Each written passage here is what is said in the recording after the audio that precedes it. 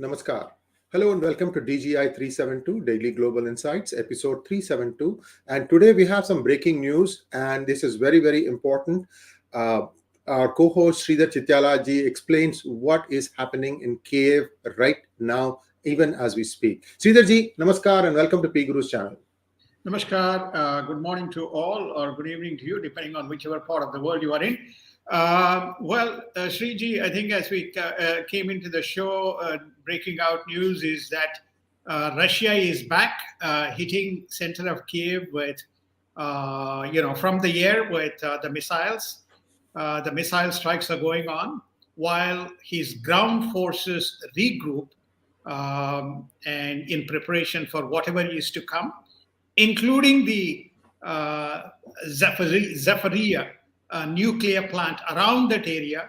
There has been strikes. So it's a very fascinating story. I think the key headline we talked about is world heading towards an economic tsunami. I think it's more appropriate to say, is the world a leaderless world heading towards an unpredictable outcome with unpredictable events being unfolding.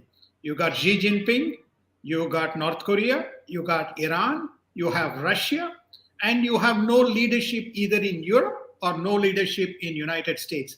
Biden is leading the world to an unmitigated kind of a disaster. And take it back 2 years ago, what the situation was with Trump and where we are today.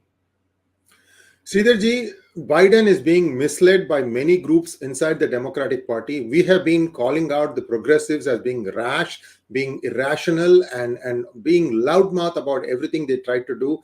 Bernie Sanders, I don't know what exactly his bone is with the Democratic Party apparatus. He has done most of this damage because it was because of him that they all got this kind of a brash attitude about themselves. Anyway, this is really hurt his presidency. You are absolutely right, sir. Now let's take a quick look at other things. But before that, viewers, please like this video. There's a lot of new stuff that is coming out. You're not going to find this thing in CNN or Politico or any mainstream media till like several hours. So here is the first look at some of the things that is happening. First off, please tune in on Saturday at 11 a.m. IST for an update on what is the Xi Jinping's plan. Who does he want to invade first? And it is not what you think it is. So this is going to be a surprise item. Sridharji and I will be hosting. Sridharji will be our guest for that. And he's done a lot of research. We are getting a lot of data on that one. So stay tuned. Don't miss that one. Next question. Sridharji, in this Ukraine war, now again, a lot of the Western European nations are falling behind Ukraine. However, there are many, internal differences, such as France and Germany have some differences. Everybody is getting ready for a no Russia oil/gas world. How are those things coming along, sir? Well, I think that they're very well moving along the track of, deaccelerating or decoupling from the Russian gas. What does that mean? That means two things. The nuclear power stations are back on track. So many of the nuclear power stations within Europe are being rebooted. In fact, there was a move from Scandinavian countries, which is to say that nuclear fuel should be considered as part of the so-called, the green energy. The second that is happening, unbeknownst, coal stations are being fired up. So therefore, coal is back.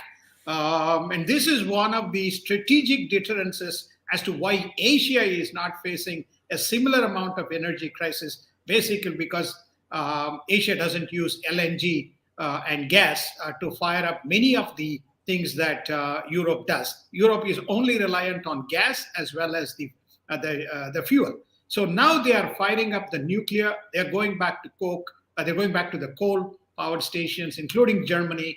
Otherwise, they will face shutdown of their steel mills. So we are back into, and Germany has made an explicit pledge that they will not be relying on Russian gas anymore, and they will phase it out eventually to almost non-reliance. Sridharji, it's easy for Russia, for Germany and France to say that we will be free of Russian gas. How about the lesser-known republics who used to be part of USSR, Hungary, Czechoslovakia, Czech Republic? Slovakian Republic, some of the smaller nations. How are they placed today, sir? Well, I think that you can divide the world into basically in Europe into three groups. First and foremost is the most advanced nations. I think they will quickly unbundle. It remains to be seen. We'll soon come out with from what's happening in UK, but certainly the main line Europe, the most developed, is moving forward. The second, you have the mid-tier nations like the Scandinavian nations and so on. They have a combination of nuclear and fossil fuel, so they can fire up using the fossil fuel, and so they probably will go back into that. And then you have, the smaller nations, the third group. They probably will look to Europe, or they may continue to persist with their dependency on Russia, and Russia may choose to support them. So you will begin to see, this Stratification. stratification and phased approach of devolution, Shriji. Thank you very much, sir. And now let us take a quick look at what is happening in the United States.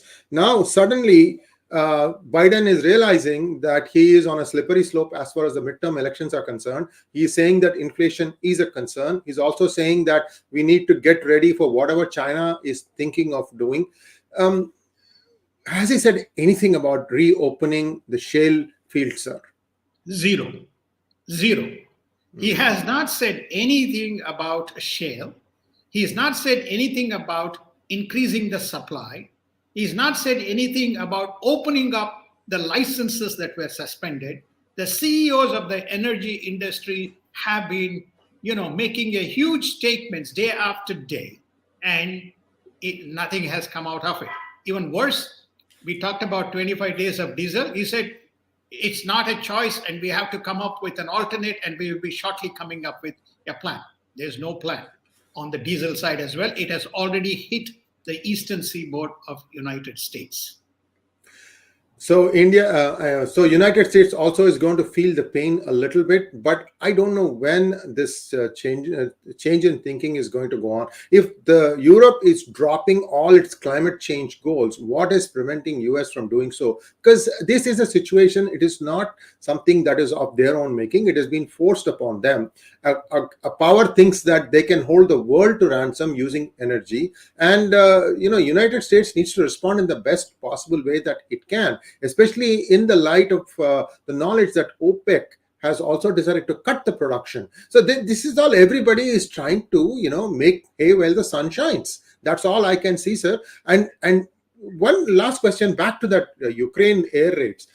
In the past, when Russia attacked, Ukraine was able to ward it off with Stingers and javelins. What has changed, sir? Drones. Drones. They don't have a deterrence mechanism as yet for drones. They're also probably using other types of targets. Also, it's, one has to look at what the resources of Ukraine. Ukraine's resources are probably military resources are depleted unless more replenishments come, including this missile, anti-missile system. They are not going to be in a position to defend.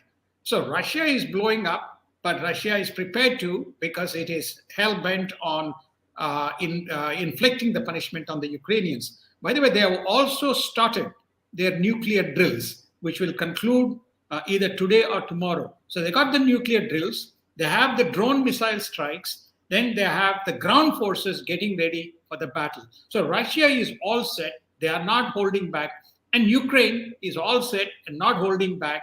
They're prepared to do their ground fight, but while they wait for resources, especially for the missile shield.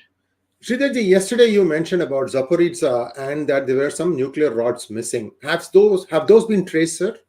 No, they have not been. Apparently, there is some construction work that is going on, which is reported by the Ukrainian Nuclear Agency. There is a fear, but you can take it with a pinch of salt. There's a fear that whether there is something being done and some kind of an inadvertent attack means that there is radiation. So which can point to, either side can point finger, but at the end of the day, it's a disaster in that part of the world. Right? Remember, Chernobyl If you remember Chernobyl, what happened? That's also in Ukraine. Yeah. Exactly. So I think these guys know they have done it before. And, I'm not suggesting it's Russia, I'm not suggesting it's Ukraine, but it is fight at all costs. And I think we are heading towards not a great situation, at least from that specific region is concerned, Sriji. Thank you, sir. And viewers, US is now starting to test a lot of hypersonic missiles. If you remember, maybe about 100 episodes ago, we had talked about how US appears to not have a hypersonic missile strategy. However, they have been quietly developing it. Now they are testing a series of hypersonic missiles. Siddharji, what is the Mach speed of these? Do you have any idea, sir? No, I don't have. I will check it up and let you know. But hypersonic weapon systems are considered to be the most sophisticated in this category. Now we can report that silently, United States has been testing. It's April they have tested, March they have tested, August they have tested, and today they tested, or today a few days ago they tested 12 simultaneous hypersonic launchers. Probably sending a message to Russia and China. But having said that, I'll wait for you to. I'll pause for a minute, and then we'll go to a very important item, Sriji. Yes, sir. And Australia has now conducted a poll of sorts, and they say that 50% of Australians support sending their troops to the aid of Taiwan should China attack. So this is a big, big, big news event, sir, because democracies don't make up their mind so quickly. So a little bit more on that, and also the other thing that you wanted to share with us. Right. I think the most important thing, what is going on here is the world believes that Taiwan has been a responsible power. It is the largest source of supply for a very important item, which is used by all human beings around the world, which is the chips, semiconductor. So they are the largest producer. They have been responsible. And to target that, and all this Taiwan reunification is a Xi Jinping agenda. It's not an agenda. Remember, when they took over, the communist revolution happened and they took over, they drove out the rebels, which went in and set up an independent nation called, or independent province called Taiwan, or Republic of China, ROC, right? And then all of a sudden under Xi Jinping, this has come into providence, and the world is saying it's not acceptable. So you will see more nations supporting it. But the most astonishing thing, sorry, Sriji. No. Please finish your thought, sir. The most astonishing thing, this is why I say we are in a leaderless and rudderless ship, is Mr. Biden addressing the defense and the national security officials and saying, we do not want a conflict with China, but we want competition with China. This is to the defense and security officials in the middle of this situation. What would you expect, Sriji?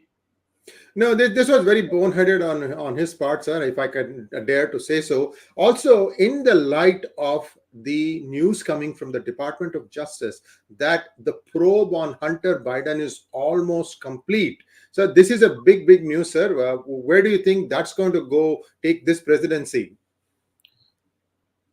They have a very able, supportive, willing Department of Justice, which is leaking information about Republican candidates, which is leaking information about President Trump's legal battles.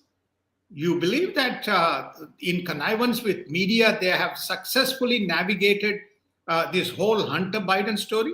Without DOJ, nothing can happen.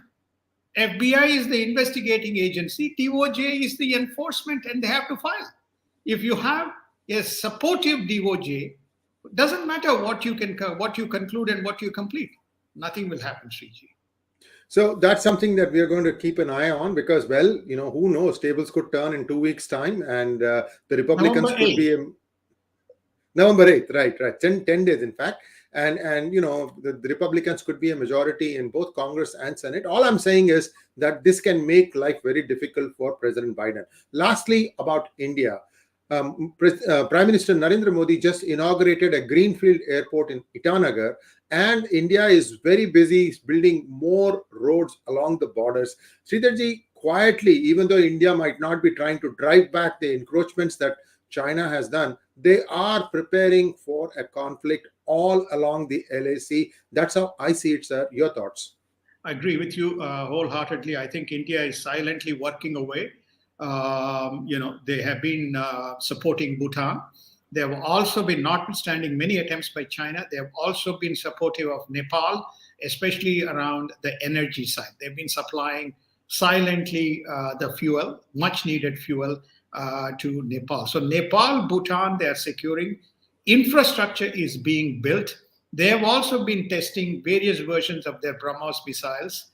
They have now built, I think we covered this in DGI, they have a western flank now established around DISA with, I think, maybe some of the listeners or some of the audiences tuned in and talked about Tejas and MiG squadron being stationed there.